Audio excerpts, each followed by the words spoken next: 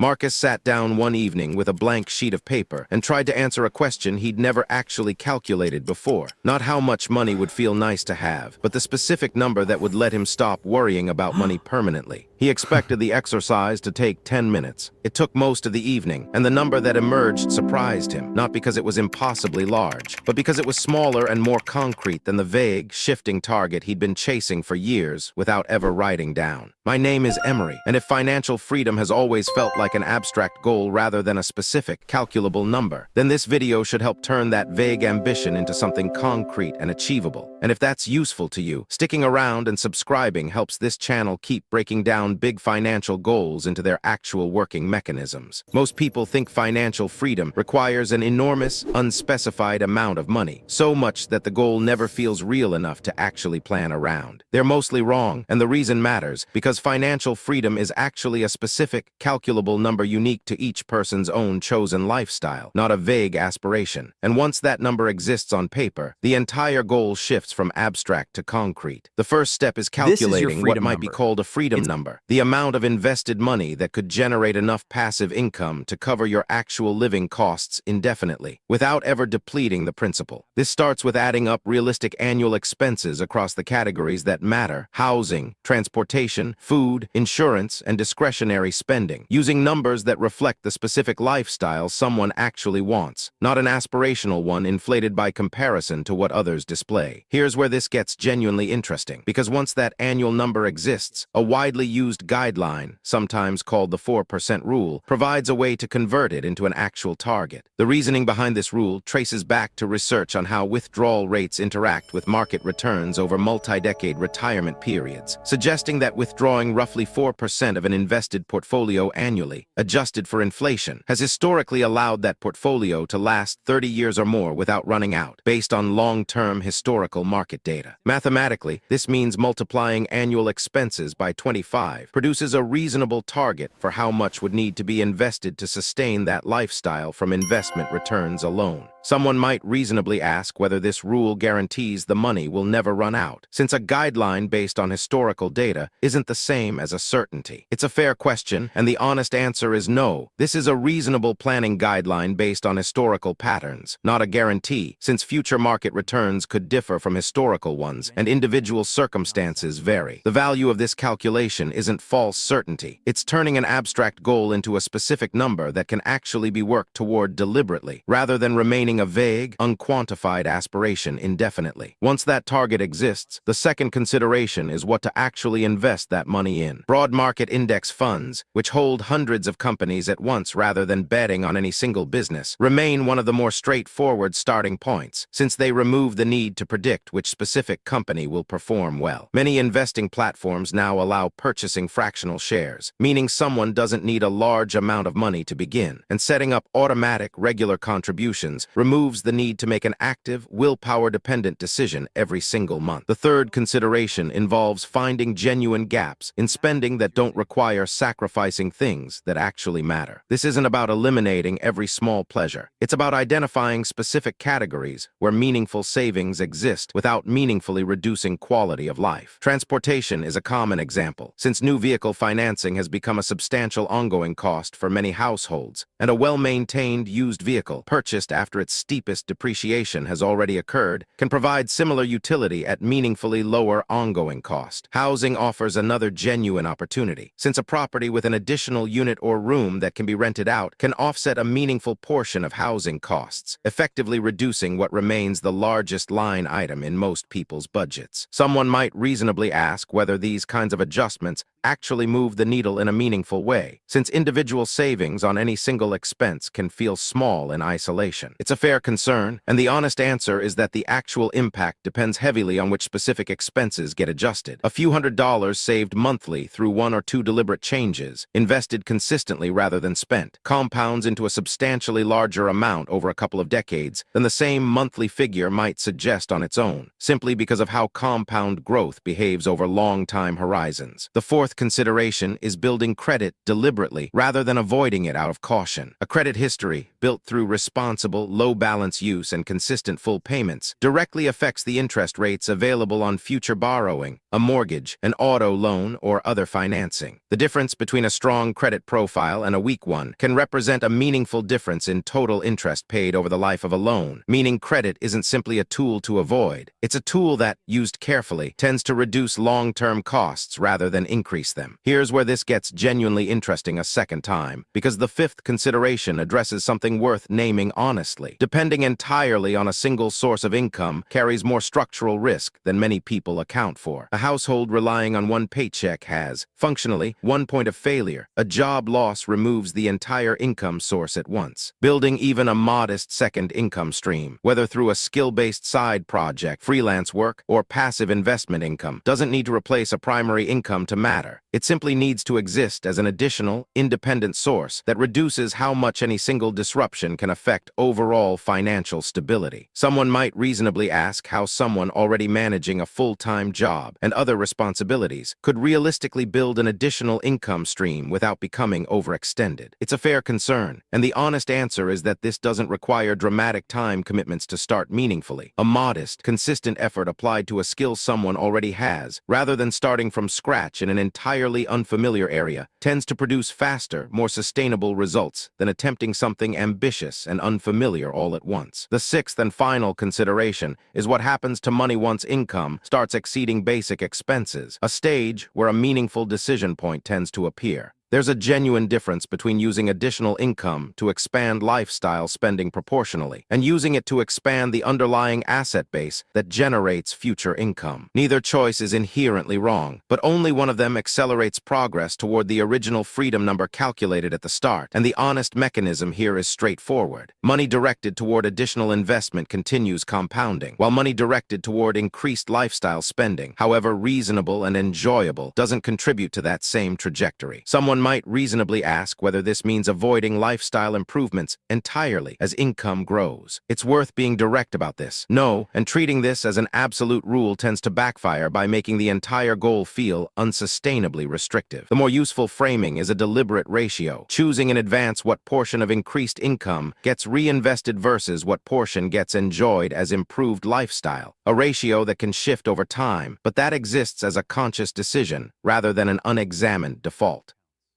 Bringing these six considerations together across a couple of decades produces a substantially different outcome than pursuing financial freedom without any of this structure. So if the actual question is what the easiest path to financial freedom looks like, the honest answer isn't a single trick or an unusually clever strategy. It's a specific, calculated number, paired with a small set of deliberate, sustainable habits applied consistently over years rather than months. The math doesn't reward chasing a vague, ever-expanding lifestyle target, and it doesn't punish someone for starting with a modest income either. It simply rewards turning an abstract goal into a concrete number and then building steadily toward it, one deliberate decision at a time.